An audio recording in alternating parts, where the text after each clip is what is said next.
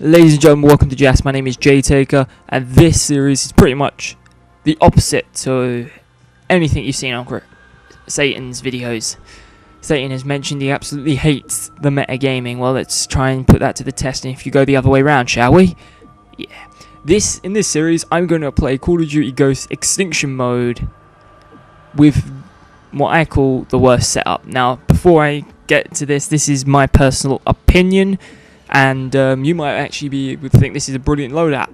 To me, this is my worst loadout I could possibly come up with, and I'm going to break it down with you ever so slightly. In this video, I'm just going to do the loadout. In the next video, which will probably be up later today or tomorrow, I'll actually show the gameplay of me actually attempting to win the first map, which is point of contact, with this loadout. It's going to be tough, it's going to be brutal, it's going to be awesome.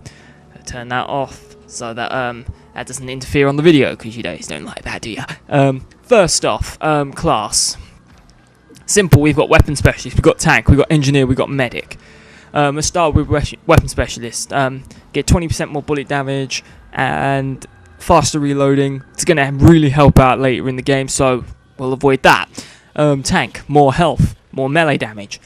Sounds like it could really use, especially that extra health, so we're going to avoid.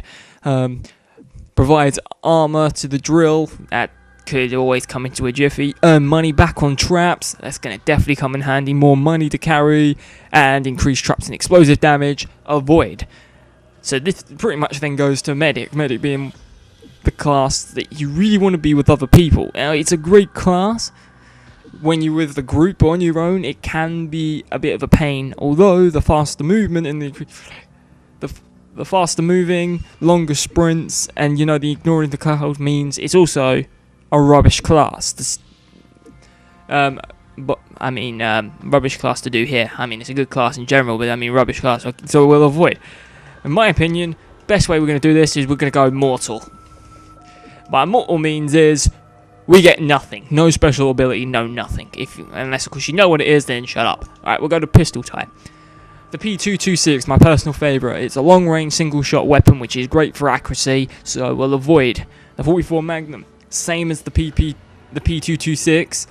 The 44 Magnum, only difference is it has less shots, but more damage. Again, it's pretty much the same, other than you have to reload more often, so we'll avoid. So it's down to these two guns. The MP443 is a fully automatic weapon. Now, fully automatics can work wonderfully in this game, whereas the M9A1 is a 3-round burst. Now, you guys might like burst weapons, but me, I bloody hate them, and I can never get them right, so that is my choice for this game. Ammo types. Now, ammo types is tough, because a lot of these are going to have really great bonuses no matter what you pick.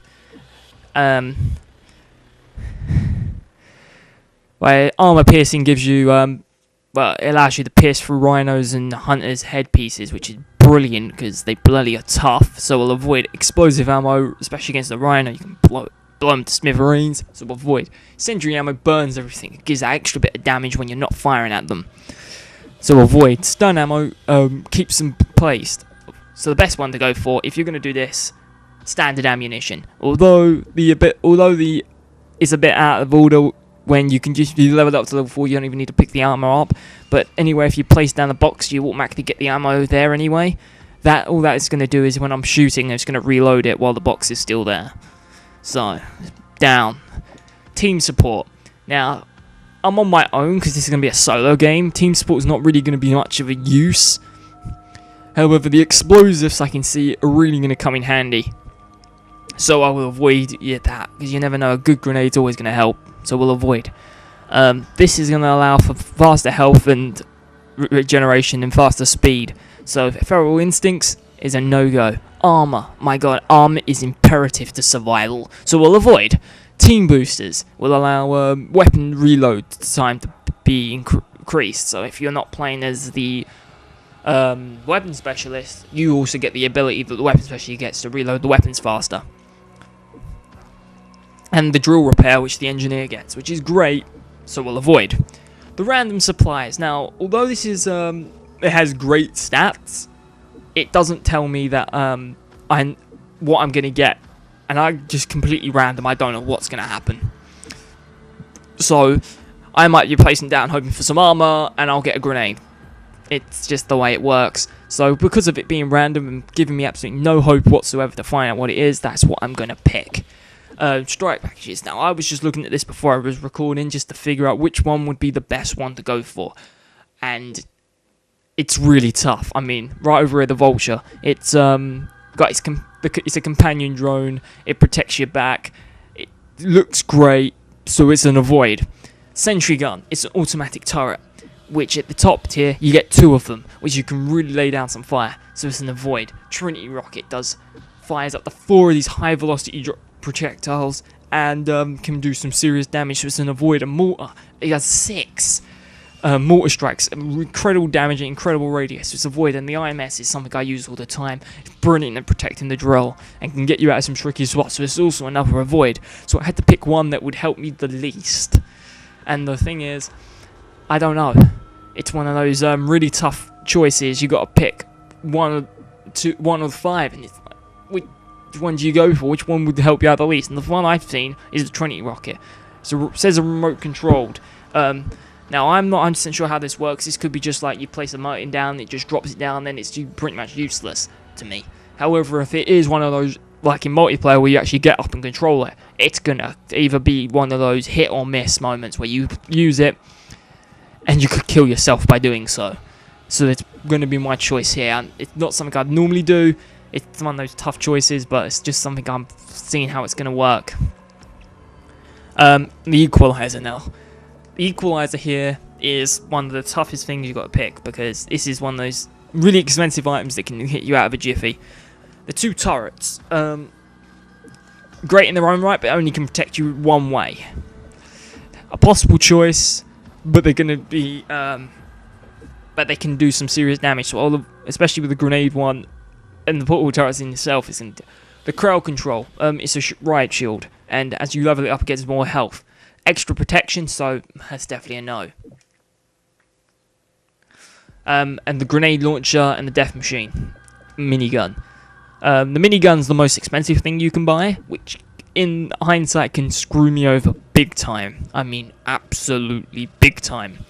And then we've got the powerful grenade launcher, which is another thing that can screw you over big time. It's not as expensive, but it's one of these weapons that I class as an unreliable weapon in the sort of situation you're going to get yourself into. So the War Machine is... Well, yeah, it is the War Machine from multiplayer. Yeah, the War Machine is my pick. As I chose Mortal, I have the ability to choose a second one of these. And why not? It's one of these that you're going to have to pick. Now... because of how it's all going, I think I don't want to give myself too much of a disadvantage, because otherwise I'm just going to be walking into a kill field, despite the fact that's my kind of intention. I'm thinking, I've already got Mortal, it's going to hurt me big time. Maybe, so I'm thinking maybe a smaller wallet also to help, which means some of these expensive ones are literally going to be one of those life or death situations. If I use it and I fail, I've screwed myself, and that's how I'm going to play. This is the AntiMeta loadout for Call of Duty Ghost Extinction mode.